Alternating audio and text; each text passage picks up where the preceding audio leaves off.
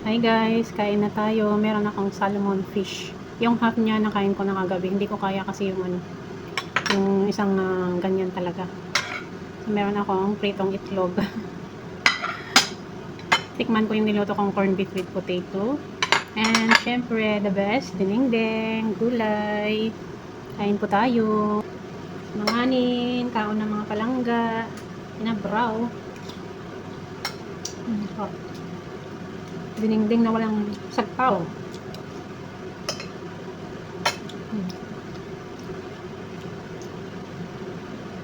Nagluto ako ng salmon kagabi.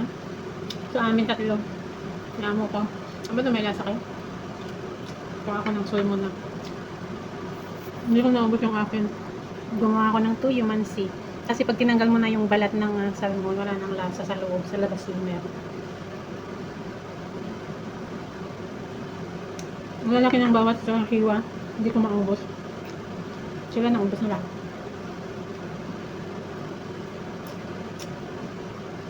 Pritong itlog.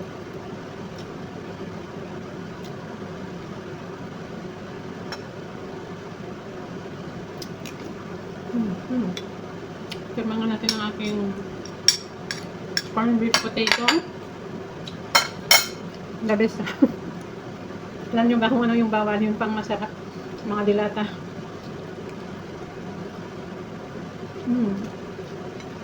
Simplang Pinoy. Niluto ko ito para babaunin ko bukas.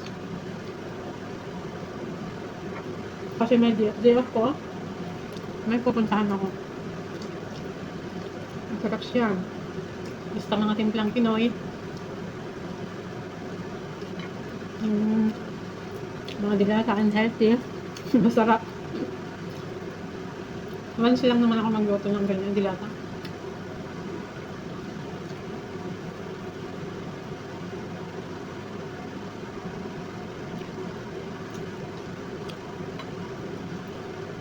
Bagay kasi yung corned beef sa patata.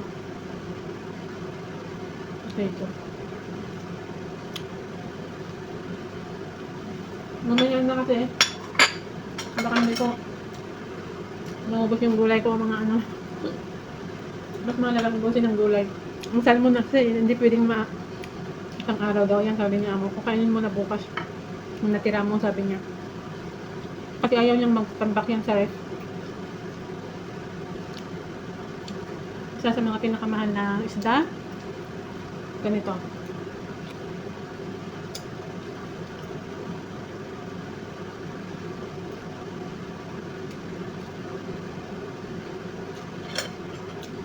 Natira ko ito kahapon.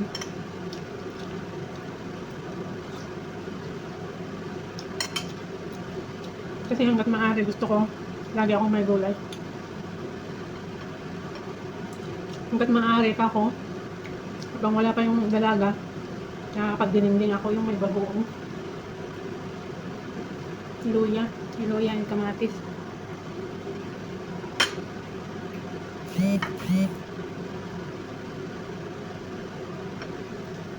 Siyempre, hindi mawawala ang itlog.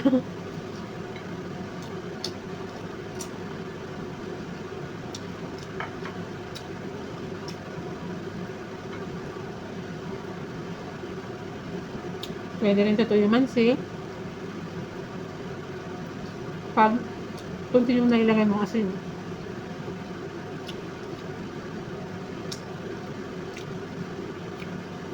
Ang isdang ganito, it's too thick. Napaka-thick niya, napakapal.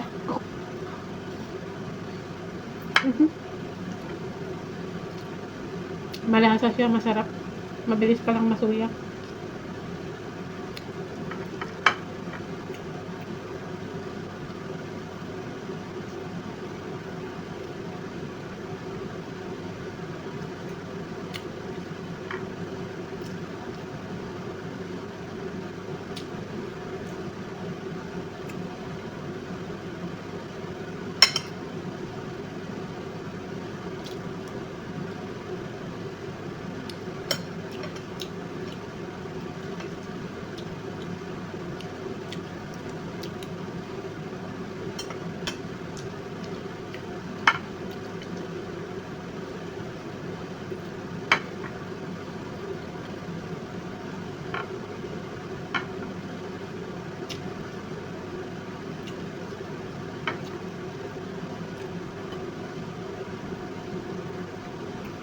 Kain na kayo dyan.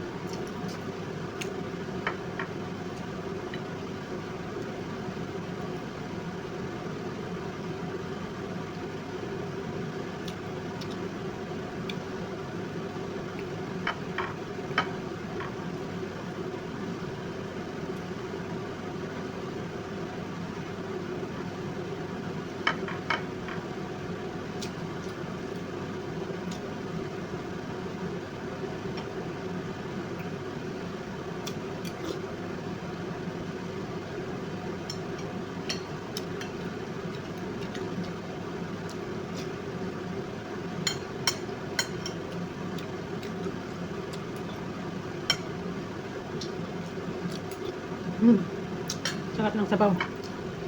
Daming luya.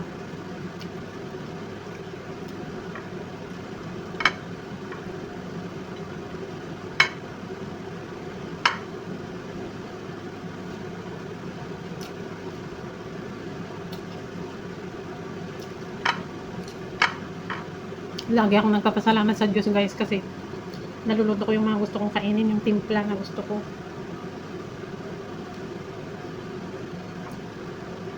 Dati-dati sa mga iba't ibang naging amo ko, kung ano yung ginawa kong pagkain nila, yun na rin sa akin. Kahit siya na ako. Pero ngayon nagpapasalamat talaga ako kasi masaya mo magtrabaho pa, ang saya ng tiyan mo pag naluto mo yung timpla na gusto mo. Yung timplang atin.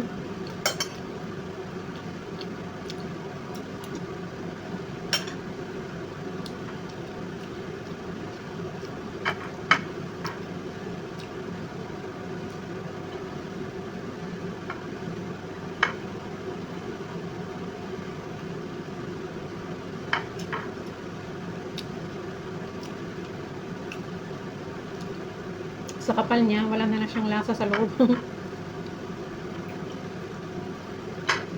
Pero, the best talaga kasi ang mga ganito kaya mahal. Yung laman niya, yung timpla niya na yung talagang lasang ko.